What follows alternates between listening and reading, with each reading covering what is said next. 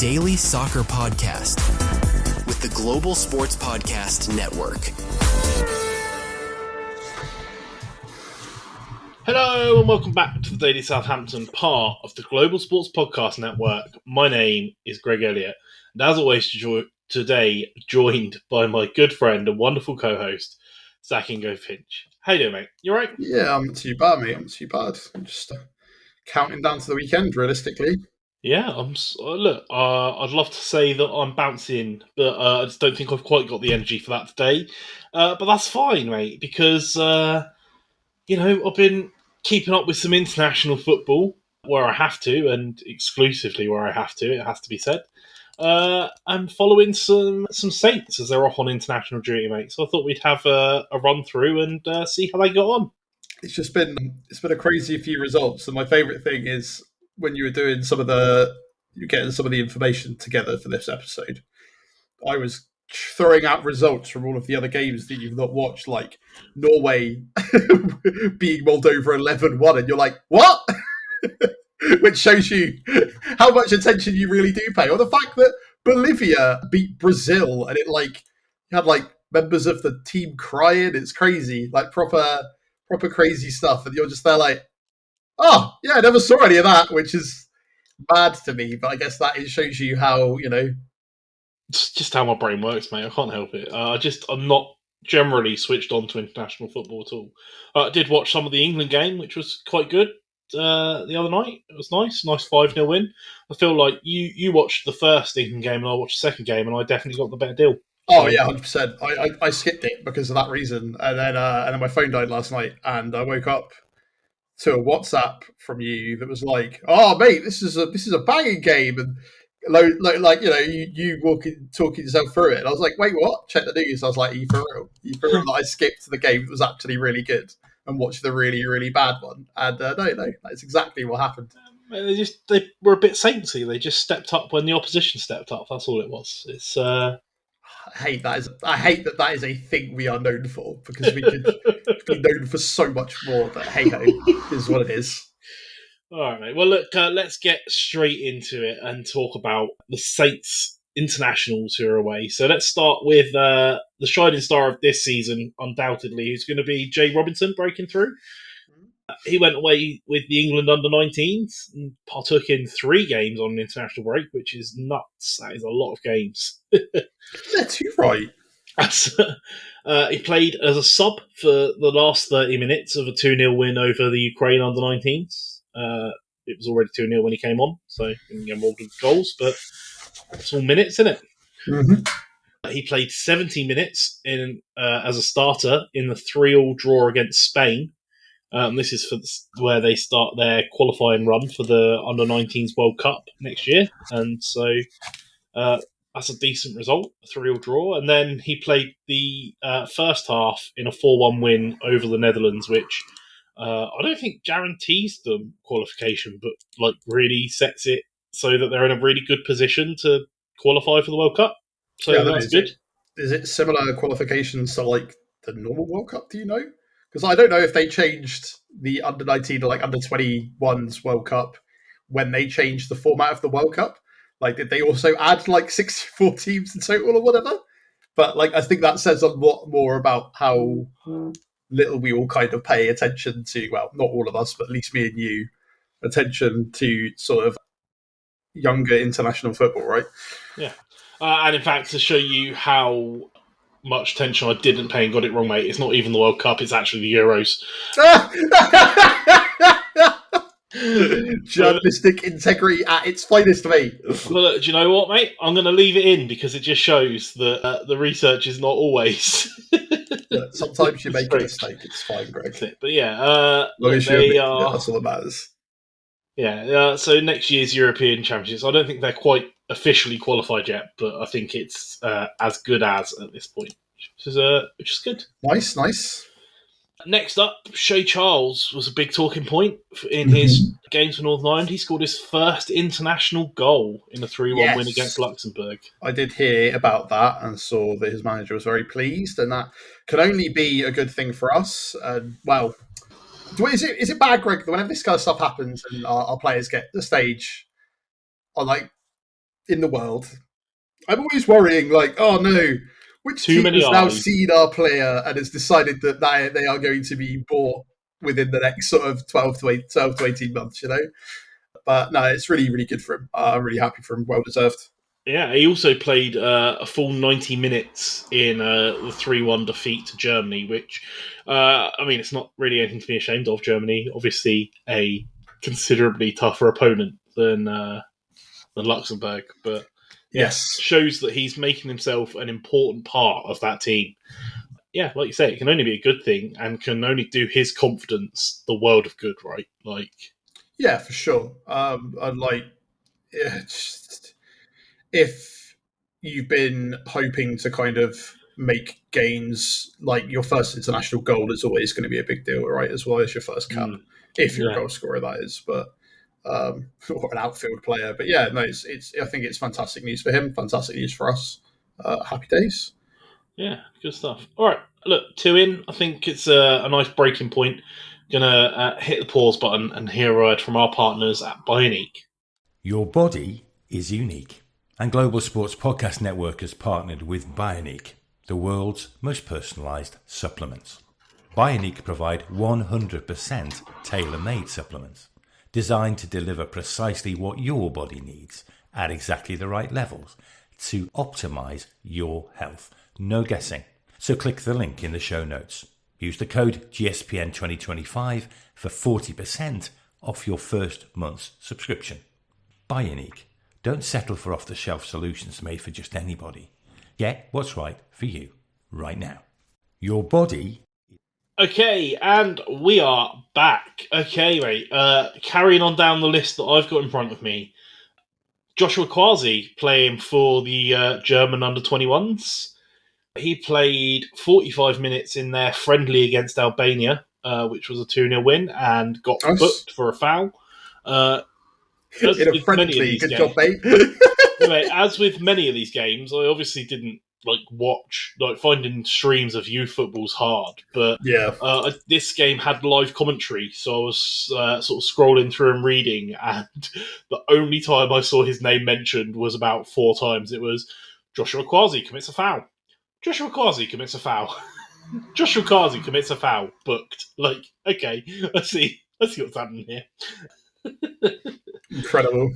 And then he played all 90 minutes in a qualifier against Latvia, a decisive 5-0 win, where he missed a header from close range in the first half. Nice. That was that was his only mention in the live commentary. No fouls in that live commentary, at least. So yeah, decent. Again, shows that he's a part of that team and a solid part of that team to be playing 90 minutes in the important games. It can only be a good thing for us as well. Sure, I agree. And then moving on to Damien Downs with his track record away with the USA. He was an unused sub in the 2-0 defeat against South Korea, right? Which I didn't write down, but I did remember, so it's all right. And he came on in the 79th minute against Japan, which they won 2-0. Yeah, he replaced the goal scorer, right? I paid attention to this game because I saw Sugawara played for Japan as well, who whilst is technically a loan player for us, considering his big old goodbye, I don't ever expect to see him back, if I'm totally honest. But also, former Saint Takumi Minamino also played in that game. If anyone's keeping track, so yeah, replace the goal scorer. Obviously, which is always difficult to do unless you're going to come on and score yourself. And obviously, I don't think he really got a chance to do much. Right, it was like 10 minutes. Yeah, I mean, it's hard to bed yourself in as a striker when you come on that late in the game. Relying, I don't think it's reasonable, especially if you're already 2-0 up. It's not like you're being brought on to be an impact sub or anything. I think it's a really tricky one. But, getting minutes in the international picture can only be a good thing. Hopefully a boost of confidence. For sure. I mean, said it before, say it again. Like his movement, like his work rate, really need to go. Hope that we see it play out for him. I saw some people mentioning. Well, I can't remember with some people or like an article somewhere like, oh, he's going to have to do more because Pochettino's worried about him and he might not end up making the World Cup squad. And this, like, I'm just like, it's all tosh. He's been picked. He came on. Those are Yeah. all positives, right? Like, sure, I think that nobody more than Damien Downs wants to start like scoring goals to solidify his place, right, in his international team, and his club. So yeah, I'm glad to see it. Yeah, look, we talk a lot about the confidence game in strikers in particularly, and I'm going to take it off on a massive tangent here, but I was watching, Zach, the interview with Charlie Austin on the Under the Kosh podcast. Oh, really? He was telling the story of his infamous, like, Park Life interview, where he, like, completely lost his head, and he was like, I was already a bit annoyed. I really wanted a goal because it had been a while. Like, that's just the mentality that strikers have, right? Like, the longer it is between goals, the more it plays in your head, and sometimes you just need to get out of your own way and get that goal for it to start flowing naturally. The only way the only place that didn't really work, where it didn't actually matter, was us with Shane Long, right? Like Shane Long went like a year without scoring a goal and then just scored a goal. But I don't think that meant his contribution wasn't, positive for the entirety of the time. What he thought was work rate and oppressed. Like, he would just run for days and days and days. Well, it worked once, right? Fastest goal in the Premier League, like 0.8 seconds or 8 seconds, wasn't it? And look, I think that with Damien Downs specifically, he just needs to keep doing what he's doing. And I think that he's going to get more of a chance to do it if he gets minutes with us, now that we've got slightly more creative options behind him. Because, like I said when I saw him, he makes all of the right movements and then gets frustrated that nobody's playing in the ball. So, it takes 2 or 3 times of these things clicking together, and all of a sudden we've got like a hell of a unit and a hell of a threat. So there's potential there, and I hope that is enough to keep him in and amongst it in international terms, because, like you say, that can only be good for us, even if it's only for a profit. That's a sad thought. All right, mate. One more country to deal with, but 3 players. So feels like another sensible place to take a little break, have a word from our partners at Zencastr. Here at the Global Sports Podcast Network, we spent a lot of time selecting our delivery platform, and Zencastr came out the clear winner.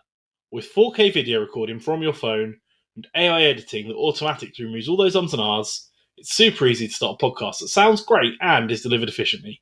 If you're ready to tell your story, check out the link in the show description and learn more about Zencastr. Alright, mate, and like I say, 3 of our players away with this one, with the Republic of Ireland, and a couple of really interesting games, right? So, Bazunu was an unused sub in both of the games, unfortunately.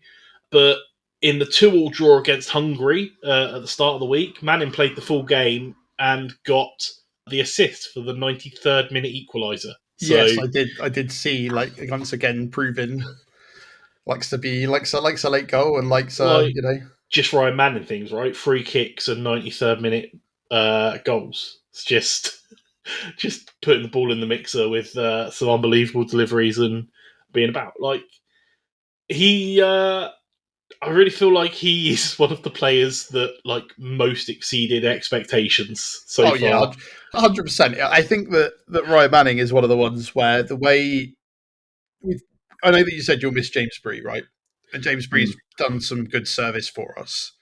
But it reminded me very much of a James Bree signing. Like, James Bree was brought in as the guy who worked with Nathan Jones, right? Yeah. And ironically has now gone back to Nathan Jones. So now we'll sort of cement his status as like a Nathan Jones guy.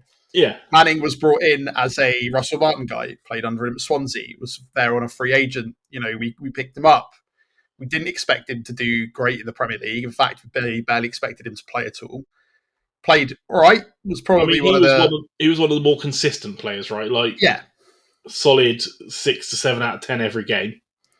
Yeah, and now he's started to do bits, and then you had that crazy period at the beginning of the transfer window where for some reason he was being linked to Rangers, which again, I don't think you need to understand the politics of it all to know that no Irish player will play for Rangers. Yeah. But because he was Russell Martin's guy, but has proven to be able to adapt and slot himself into pretty much any of the managers and any of the teams that he's been in. And yeah, long may it continue. And to see him do well on an international stage is always good as well. Yeah. Also in that game, Finn Azaz played 79 minutes, and again, just proof that it's a piece of international quality that we've brought in, like a mainstay in that team, playing sort of huge amounts of minutes, and yeah, good stuff. And then not as exciting of a game for the Republic of Ireland, in a result that the BBC described as the worst result in the Republic of Ireland's history. They lost. I didn't write the result down, but it was what? It was 2-1 to Armenia. That's right. And Spursian scored a penalty in the 46th minute of the game, in the end, like in the extra time of the first half. So yeah, that's fun for Saints fans, right? Yeah. Woo. Yeah, and look, I mean, that's really hurt their chances of qualifying for the World Cup. Yeah, one of the competitions. Bit. Yeah, it's not great. It's a real shame. Ryan Manning did play for 81 of those minutes, and Finn Azaz played 70. So again, just sort of in and in amongst it. But yeah, maybe the less said, the better about the result of that game. Sometimes it doesn't go your way, right? Like you can have a really solid game before, and then it depends. There's lots of people picking it apart, talking about the contract of the manager, and this, that, and the other, and and he kind of has taken responsibility, quite rightly, for picking the team. But at the same time, it is what it is. Bad for Ireland. I don't know whether it's good for us in the long run or not, because we won't potentially have a bunch of people at internationals. Is what it is. We just have to. Hopefully, it won't knock their confidence too much before what I consider to be their most important game of the season. Yeah, and look, that's it, mate. That wraps up my notes on Saints' travels for international duty, and wraps up the international break. And I think I speak for almost every football fan when I say, thank God, right? Bring back football, please. But I think. As opposed to watching it, mate. Like I've just enjoyed some of the stuff going on around it. Like Steve McLaren being in charge of Jamaica. That's been really fun. I don't know if you've seen that. If you've not, my recommendation is just to look at any of the media around it. Them trying to teach him Jamaican slang, hilarious. Argentina and Brazil both losing in their World Cup qualifiers to teams that they would have been expected to beat. Both Ecuador and Bolivia. Is kind of crazy, right? And then again, like this 11-1 battering of Moldova. I don't know how you managed to miss all of that, but there we are. And pretty much very narrow glasses when it comes to international duty, and very much focused on all of the other sports except for football. I think is the problem. Yeah, that's fair, mate. That's too busy, doing research and thinking up and having dreams about the South Coast Derby, mate. That's all it is. Just, speaking of which, anyone that's got video that came today, so I'm going to try and read at least some of it. Maybe I'll get something out by Saturday. I guess we'll find out. I guess we'll find out. We'll put my ability to read as quick as I did over 15 years ago to the test. Let's try with that. But mate, that's it. You're right. It wraps up the international break, heading into now the most important game of the season. Is it a bad time to say, Zach, that historically we don't tend to do well coming back from international breaks? Yes, that's a terrible time to say that. Yeah, just doesn't matter. Throwing that match out there. Mate. Records like that are there to be broken, right? That's what you need to remember. Okay, records like that are meant to be broken. They know how important it is. I think that part of that was the amount of players we also used to have on international breaks as well. Whereas I think it's not as much of an issue nowadays. I mean, still 7 players away. Still, Yeah, no, I know, but there's still been, but then that might tell you more about who you might be expected to play. Well, I What do mean, I I know, don't know, mate? because I think all 3 of the ones who are away with the Republic of Ireland are probably in the starting lineup that I would guess. So I don't know. We'll talk about it more tomorrow, mate, but I'm still convinced that McCarthy played in 2019. McCarthy might again play in 2025. So, Oh, Zach, are you determined to upset me? Is that where we're at? It feels like we're just out to upset each other, throwing out like wild accusations and stats like this. I don't know. I don't know if this is the mood we want to set heading into this game. Like, oh, look, mate, the mood will be set tomorrow, and yeah, you're we'll have a right. great time, and then it will be what it will be on the Sunday, right? And That's it. hopefully, it's a good No, result. look, I'm still very excited, but look, that is all that we have got time for today. And tomorrow is the big one. Tomorrow is the match preview of the biggest game of the season. We can't wait. Look, let us know in the socials. Did you watch any of the internationals away on break? Any standouts for you? Any thing you're looking forward to seeing from our players coming back off international duty? Let us know in the comments or on the socials. We are on all of them. We are on X, Facebook, TikTok, Instagram, Blue Sky, YouTube if you want to see our faces and stuff while we record these wonderful episodes. Hit us up, let us know. We love to hear from you. And mate, the excitement builds. That's it. That's all I've got. Thank you, Zach, for joining me. Thank you, everyone, for listening. We'll see you tomorrow. We hope you have a wonderful day.